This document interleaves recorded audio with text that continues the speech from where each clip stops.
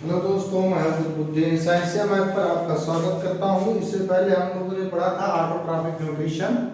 Autotrophic nutrition में हमने पढ़ा था फोटोसिंथेसिस। फोटोसिंथेसिस में जाना था कि फोटोसिंथेसिस होता क्या है, कहाँ पाया जाता है, और फोटोसिंथेसिस के लिए जो रॉ मटेरियल है, स्पेशली कार्बन डाइऑक्साइड का एक्सचेंज कहाँ से होता है, स्टोमेटा के थ्रू होता है। और जो स्टोमेटा है उस स्टोमेटा का स्ट्रक्चर क्या है और क्लोजिंग ओपनिंग कैसे होती है, यहाँ तक हम लोगों ने अभी तक स्टडी कर रखा है।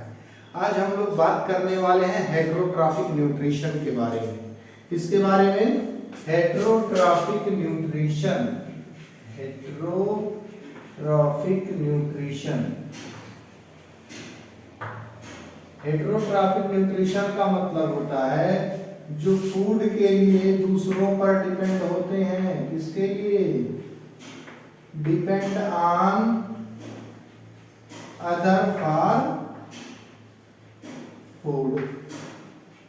जो फूड के लिए दूसरों पर डिपेंड रहते हैं उसे हम क्या कहते हैं?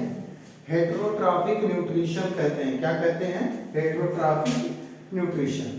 ऑटोट्रॉफिक न्यूट्रिशन में हमने क्या पढ़ा था? जो कॉम्प्लेक्स सब्सटेंस होते हैं वो ऑटोट्रॉफ्स बनाते हैं। ऑटोट्रॉफ्स क्या करते हैं? बनाते हैं। किसको? कॉम्प्लेक्स सब्सटेंस को। किससे बनाते हैं?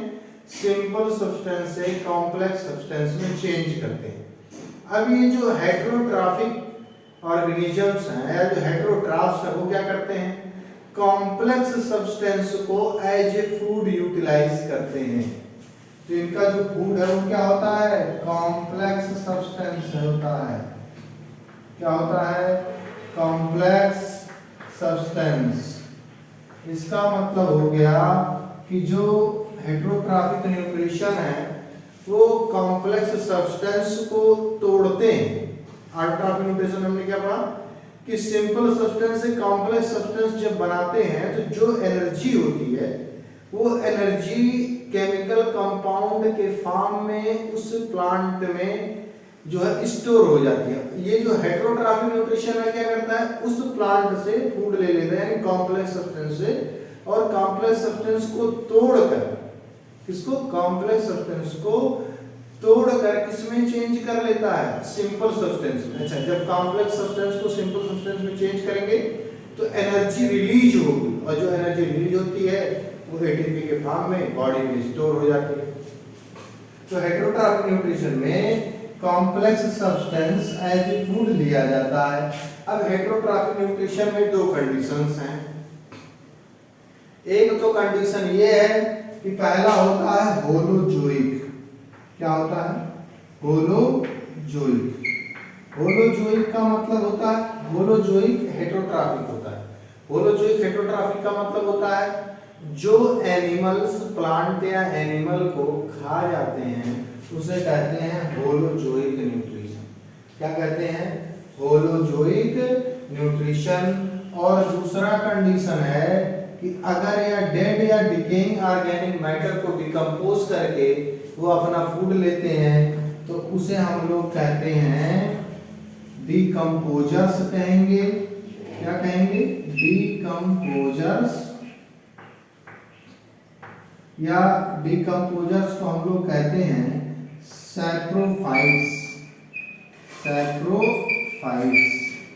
अब यहाँ एक बात देखिए, होलोजोइक न्यूट्रिशन में क्या होता है? इसमें कॉम्प्लेक्स सब्सटेंस लिया जाता है बॉडी के अंदर। बॉडी के अंदर कॉम्प्लेक्स सब्सटेंस जाएगा, उसका डाइजेशन होता है। डाइजेशन होने के बाद एसिमिलेशन होता है।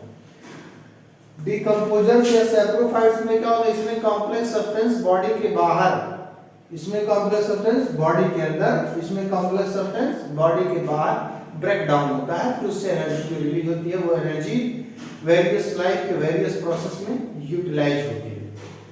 थर्ड कंडीशन है जो सबसे डेंजर कंडीशन है, वो होते हैं पैरासाइट्स। क्या होते हैं? पैरासाइट्स। पैरासाइट्स में दो टर्म्स आते हैं। पैरासाइट्स में दो टर्म्स आते हैं। पहला है पैरासाइट। क्या है? पैरासाइट है। और दूसरा है होस्ट। ठीक है? जिस लिविंग ऑर्गेनिज्म की वजह से कोई बीमारी होती है उसे हम पैरासाइट कहते हैं।